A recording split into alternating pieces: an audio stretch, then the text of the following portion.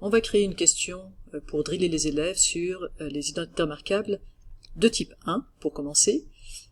Donc pour ça, sur la page d'accueil de votre cours, banque de questions, on va donc créer une question de type réponse courte science. J'ajoute. Je vais donner un nom à ma question et je vous rappelle que ce nom n'est pas accessible aux élèves, mais pour vous, pour reconnaître la question dans votre liste de questions. Alors on va maintenant indiquer un énoncé et ici on va demander aux élèves de développer. Je vais ouvrir l'éditeur MathType et je vais leur demander de développer, ouvrez les parenthèses, x plus un certain a que je vais définir dans la partie programmation. Puisque je vais le définir dans la partie programmation, je mets un dièse, et ça indique à Wiris qu'il faudra aller chercher ce que vaut a dans le programme. Et puis ensuite, hop, au carré. Ok. Eh bien, allons-y, dans la partie programme, je rappelle que le programme, on y accède en ouvrant la partie Wiris ici. Donc là, c'est là qu'on va définir tout ce qui se passe dans Wiris, c'est là qu'on peut définir les options de validation. Alors on va déjà le faire d'ailleurs. Donc on voudra une réponse exacte, mathématiquement égale. On va afficher toutes les options là, parce qu'il ne me propose pas tout. Et puis on va demander que la réponse soit simplifiée. On testera bien ça. Petite flèche de gauche, je reviens. Je laisse les options de saisie par défaut. Il faut que j'indique une bonne réponse. Alors ma bonne réponse, je ne sais pas encore ce qu'elle vaut puisqu'elle dépend de a. Donc c'est une variable.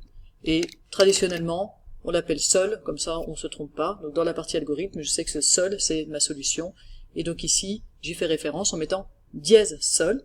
Il sait qu'il va devoir aller chercher ça dans la partie programme. Et le programme, justement, c'est ici, dans définir des variables aléatoires et des fonctions, que je vais le définir. Donc je vais écrire le programme. Ici, on pourrait l'écrire en ligne.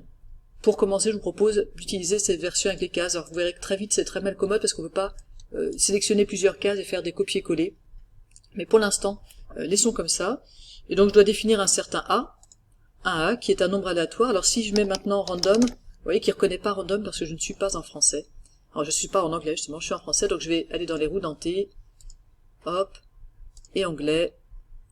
Alors pourquoi est-ce qu'on se met en anglais? C'est parce que la documentation est en anglais, les fonctions on les connaît en général sous leur nom anglais, donc c'est beaucoup plus simple.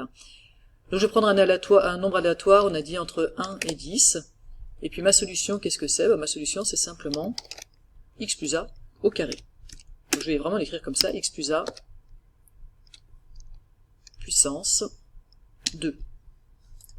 Alors je peux toujours afficher ensuite. Si je veux afficher, ici j'ai écrit à gauche parce que c'est une variable et à droite c'est la définition de cette variable. Si j'écris directement à droite, simplement Wiris fait le calcul et m'affiche le résultat. Donc a ici vaut 9, maintenant a vaut 3 et sol vaut x au carré plus 6x plus 9. C'est exactement ce que je veux. Donc j'ai terminé, je reviens en arrière avec la petite flèche. Je peux tester. Alors par exemple, si je mets x plus 3 au carré, on me dit que c'est mathématiquement égal et simplifié. Donc j'ai pas les bonnes options de validation, c'est pour ça que c'est vraiment toujours important de vérifier. Dans les options de validation, il faut que je mette effectivement développer. Et si je teste maintenant, si je mets x plus 3 au carré, c'est bien mathématiquement égal, c'est bien simplifié, mais c'est pas développé. Vous voyez que la réponse qu'il me propose, c'est une des réponses, une des seules obtenues par le programme. Si je recommence, bien il me proposera probablement autre chose. Voilà, x au carré plus 12x plus 36, etc. Donc les bonnes réponses, évidemment, puisqu'elles dépendent d'une valeur aléatoire, les bonnes réponses sont changeantes. Ok, j'ai tout vérifié, j'ai testé, j'ai défini les options de saisie, de validation, les variables, j'ai testé, tout va bien, donc j'enregistre. J'oublie pas d'attribuer 100% des points à cette réponse. Je peux enregistrer une modification, ou je vais même carrément enregistrer, et ma question est terminée, alors je peux la tester. Alors où est-elle? Voilà, ma question est là, je vais voir un aperçu, et puis je vais faire exprès de ne pas écrire les choses dans un ordre très classique, par exemple 4x plus x au carré plus 4, est-ce que ça marche? Eh bien oui, on me dit bien que c'est correct. Alors, je ferme la prévisualisation, je reviens sur ma question, et vous pouvez vous arrêter là, ou vous pourriez aussi vouloir que dans la même question, on puisse avoir des A négatifs. Alors, je vous montre comment est-ce qu'on peut gérer que A soit positif, soit négatif. Si je laisse comme ça, quand A sera négatif, ça affichera x plus moins 3, ce qui est assez moche. Donc ce qu'on va faire, c'est qu'on va demander, on va créer le polynôme x plus a, en fait, dans la partie calcmi, et la partie calcmi, c'est la partie où on définit le programme, et là, lui, il va pouvoir bien l'écrire. Donc ici, je ne vais pas demander de développer x plus dièse a au carré, je vais modifier un peu ça, je vais lui demander de développer dièse p, que je vais mettre entre parenthèses,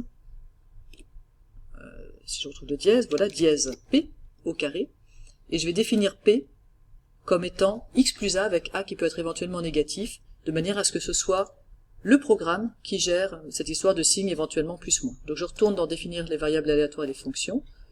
Maintenant, je vais accepter que, par exemple, a soit un nombre entre moins 10 et 10, donc je vais mettre entre crochets moins 10, 10, je vais dire que je ne veux pas, donc je vais dans logic and set ça, et je fais excepter, alors c'est pas très joli mais on doit le marquer sous la forme d'un intervalle, excepter 0, je vais faire un petit plus ici pour rajouter une ligne, et mon p ce sera simplement x plus a.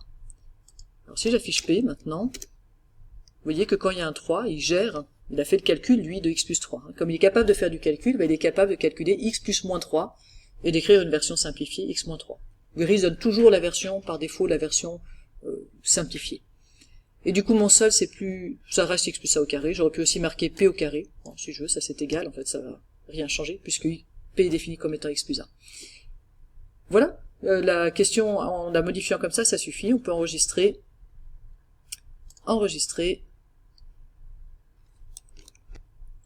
prévisualiser, aperçu, et effectivement, vous voyez qu'il n'y a pas de problème pour écrire x moins 1 au carré.